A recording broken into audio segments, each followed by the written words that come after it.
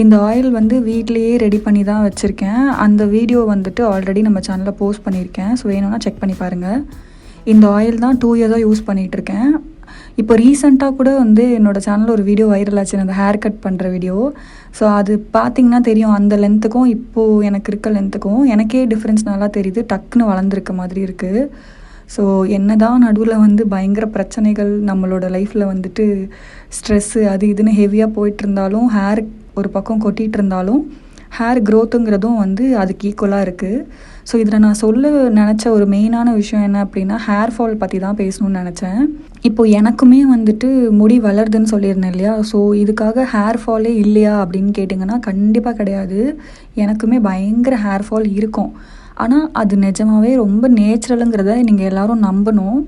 Hair fall ஆகுறதுங்கிறது வந்துட்டு ஒரு எக்ஸ்ட்ரீமாக ஒரு ஸ்டேஜை தாண்டி எக்ஸ்ட்ரீமாக போச்சு அப்படின்னா மட்டும்தான் பயப்படணும். மற்றபடி நார்மலாக கொட்டுறது எல்லாமே வந்து நார்மல் தான். செத்து போன ஹேரெல்லாம் கீழே கொட்டி தான் ஆகணும். அது கொட்டிடுச்சு அப்படின்னா அந்த இடத்துல திரும்ப புதுசாக ஹேர் வளர தான் போகுது. மெயினாக கான்சென்ட்ரேட் பண்ண வேண்டியது ஸ்கேல்ப்பு தான். நீங்கள் முடியல வந்து அப்ளை பண்ணலனாலும் ஒன்றும் பிரச்சனை கிடையாது. ஸ்கேல்ப்பில் ஃபுல்லாக அப்ளை பண்ணிவிட்டு ஒரு இடம் விடாமல் எல்லா இடமும் அப்ளை பண்ணி மசாஜ் கொடுத்துக்கணும்.